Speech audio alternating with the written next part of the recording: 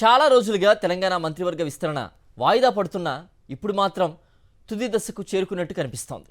CM Revanth రెడ్డితో పాటుగా Telangana PCC అధ్యక్షుడు మహేష్ కుమార్ గౌడ్ మంత్రివర్గ విస్తరణపై హస్తినలో పార్టీ పెద్దలతో మంతనాలు జరుపుతున్నారు. ఇప్పటికే తుది జాబితా తయారైన ఇవాళ కాంగ్రెస్తో సంస్థాగత వ్యవహారాల ప్రధాన కార్యదర్శి కేసీ వేణుగోపాల్తో రేవంత్ రెడ్డి భేటీ తర్వాత లిస్ట్ ఫైనల్ అయ్యే అవకాశం ఉంది. దీంతో కేబినెట్లో కొత్తగా ఎవరికి చోటు దక్కుతుందన్న ఉత్కంఠ నెలకొంది.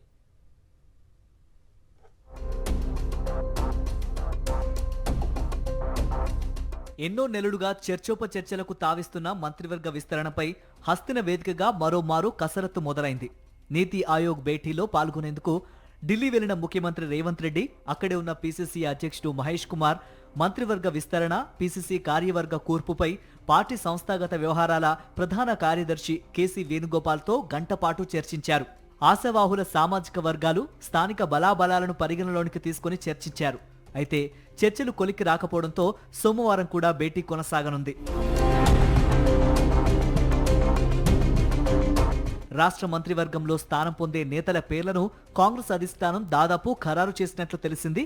అయితే తీసుకునేది నలుగురినా లేక ఐదుగురినా అనే అంశంపై స్పష్టత రాలేదు. గతంలో గుర్తించిన పేర్లపై మరోమారు చర్చించారు. ఇందులో మహబూబ్ నగర్ జిల్లా నుంచి వాకిటి శ్రీహరి, నిజామాబాద్ జిల్లా నుంచి పి సుదర్శన్ రెడ్డి, నల్లగొండ జిల్లా నుంచి కోమటిరెడ్డి రాజగోపాల్ రెడ్డి, బాలు నాయక్, రంగారెడ్డి జిల్లా నుంచి మల్రెడ్డి రంగారెడ్డి, టి రామ్మోహన్ రెడ్డి, ఆదిలాబాద్ జిల్లా నుంచి ప్రేమ్ సాగర్ రావు, గడ్డం వివేక్, కరీంనగర్ జిల్లా నుంచి ఆది శ్రీనివాస్, మైనారిటీ కోటాలో షబ్బీర్ అలీ, అమీర్ అలీఖాన్ల పేర్లున్నాయి. వారితో పాటే మహిళా కోటాలో ఎమ్మెల్సీ విజయశాంతి పేరును పరిశీలించినట్లు సమాచారం.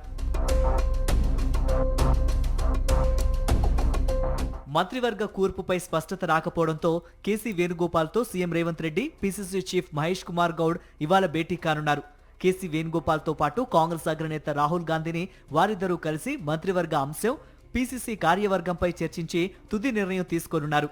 ఏఐసీసీ అధ్యక్షుడు మల్లికార్జున ఖర్గేతోనూ సమావేశమయ్యే అవకాశాలు ఉన్నాయి. ఈ భేటీల నేపథ్యంలో ముఖ్యమంత్రి ఢిల్లీ నుంచి హైదరాబాద్కు తిరుగు ప్రయాణం వాయిదా పడింది. మంత్రివర్గ అంశంలో అధిష్టానం వద్ద గ్రీన్ సిగ్నల్ లభించాక సీఎం హైదరాబాద్ బయలుదేరనున్నారు. కాగా కేసీ వేణుగోపాల్తో భేటీ సందర్భంగా బీఆర్ఎస్ ఎమ్మెల్సీ కల్వకుంట్ల కవిత లేఖ అంశం, రాష్ట్రంలోని తాజా రాజకీయ పరిణామాలపైన చర్చ జరిగింది.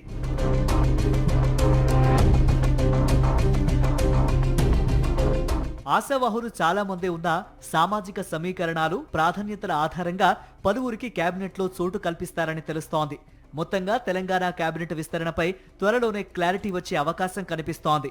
మరి రేవంత్ కేబినెట్లో కొత్తగా ఎవరికి స్థానం దక్కుతుందో చూడాలి.